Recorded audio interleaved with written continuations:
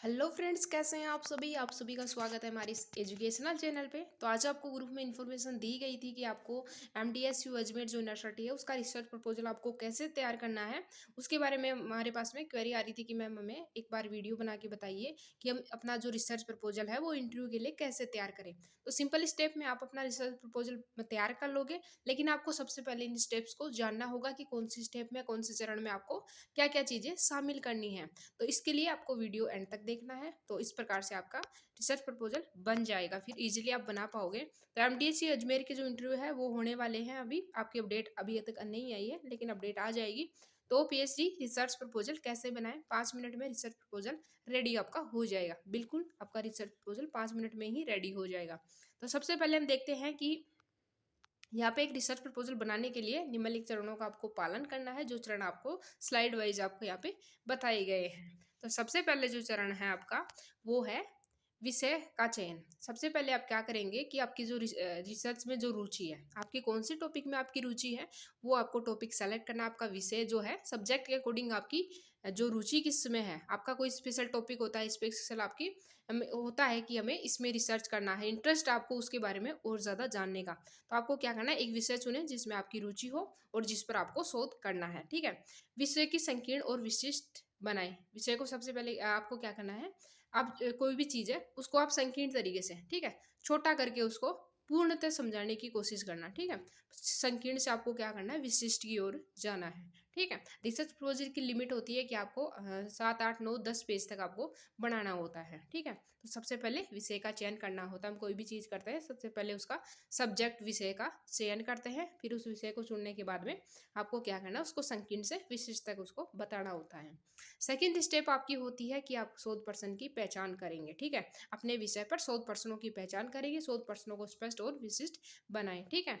आपको स्पष्ट करना है कि आप रिसर्च करना चाहते हो, क्यों करना चाहते हो, कैसे करना चाहते हो, कहाँ कहाँ से आप करोगे, इस प्रकार के आपके प्रश्न होते हैं।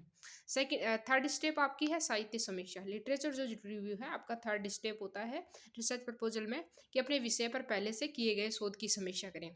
आप पहले वाले शोध है, रिसर्च है, उनके बारे में जानेंगे। ठीक है। जो भी पहले के रिसर्च प्रपोजल है वो आपको इजीली अवेलेबल हो जाएंगे, नहीं है तो आप ग्रुप में मैसेज कर लेना, वहाँ पे आपको फॉर्मेट प्रोवाइड करवा दिया जाएगा।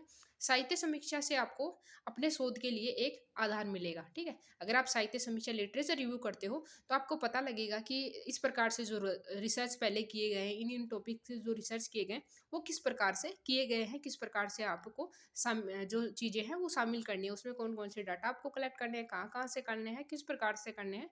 तो सारी चीज़ों का आपको पता लग जाता है साहित्य समीक्षा के माध्यम से। नेक्स्ट आपका स्टेप होता है स्टेप नंबर 4। स्टेप में क्या रहता है कि शोध उद्देश्यों की पहचान करना। ठीक है। आप कोई भी काम करते हो उसका एक ऑब्जेक्ट होता है कि हमें ये काम करना है, इसका ऑब्जेक्ट ये है, इस वजह से हम इस काम को करना चाहते हैं। तो अपने शोध उद्देश्यों की पहचान करें और शोध उद्देश्यों को स्पष्ट और विशिष्ट बनाएं। आपके पास में एक चीज आ रही है कि स्पष्ट और विशिष्ट बनाएं।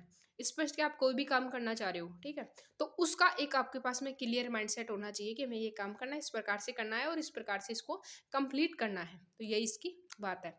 तो सबसे पहले आप अपने उद्देश्य को पहचानेंगे कि हमें क्या करना है। नंबर 5th स्टेप आपकी है कि शोध पद्धति का चयन करें। आप रिसर्च मेथड का बिना चयन के कोई भी कार्य नहीं कर सकते। तो अपने शोध के लिए उपयुक्त पद्धति का चयन करें और शोध पद्धति में डेटा संग्रहण, डेटा विश्लेषण और परिणामों की व्याख्या को शामिल करेंगे। तो 5th स्टेप आपका ये हो गया। नेक्स्ट आपका स्टेप नंबर 6 है, डेटा संग्रहण और विश्लेषण करेंगे। अपने डेटा के लिए अपने शोध के लिए डेटा संग्रहण करें। आप अपने शोध में कौन कौन सी डाटा कहाँ कहाँ से शामिल करना चाहते हैं, ऑफलाइन, ऑनलाइन, या फिर पुराने थीसिस से, या फिर ऑनलाइन डाटा जो कहाँ से, न्यूज़पेपर से, इनसे कलेक्ट करना चाहते हो, उनको शामिल करेंगे, संग्रह करेंगे और डेटा विश्लेषण करें और परिणाम की व्याख्या करें। आपके रिसर्च से जो भी परिणाम आता है, जो भी रिसर्च, जो भी डाटा कलेक्ट होता है, उनको आप क्या करेंगे, विश्लेषण करेंगे, उनकी व्याख्या करेंगे। नेक्स्ट आपकी स्टेप है स्टेप नंबर 7 स्टेप में परिणामों की व्याख्या करना होता है। ठीक है।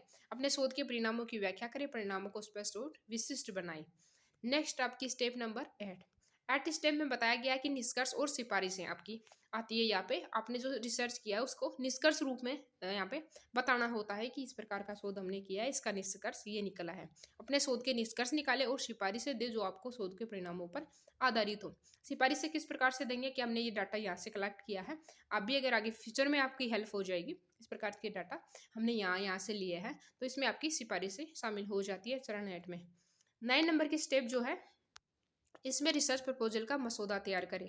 अपने शोध प्रपोजल का मसौदा तैयार करें और अब मसौदे के में शोध के उद्देश्यों, पद्धति और परिणाम का निष्कर्ष निकालें। ठीक है, आपका रिसर्च करने का उद्देश्य क्या था, उसके उद्देश्य के लिए आपने उस शोध के लिए आपने कौन से मेथड का प्रयोग किया, पद्धति का परिणाम प्रयोग किया, और उस पद्धति के माध्यम से आपने जो रिसर्च किया उसका परिणाम क्या रहा और उसका निष्कर्ष क्या रहता है। तो इस प्रकार से आपका क्या है, ये 9 स्टेप कंप्लीट हो जाती है। लास्ट आपकी स्टेप है 10 स्टेप।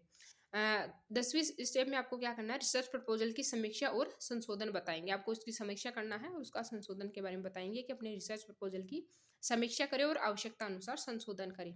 अगर कोई भी आपको, मान लो कि आपने ये किया है, इसमें अगर कोई दिक्कत हो जाती है, त्रुटि हो जाती है, तो आगे जो रिसर्चर है वो रिसर्च करेंगे, उनको यहाँ पे जो संशोधन करने की है वो कर सकते हैं। ठीक है, संशोधन करके डाटा को अपने में शामिल कर सकते हैं। जैसे कोई डेट है वो अपडेट हो जाती है, कोई डाटा है, आंकड़े हैं, वो अपडेट हो जाते हैं, तो हर साल वो अपडेट तो होंगे ही।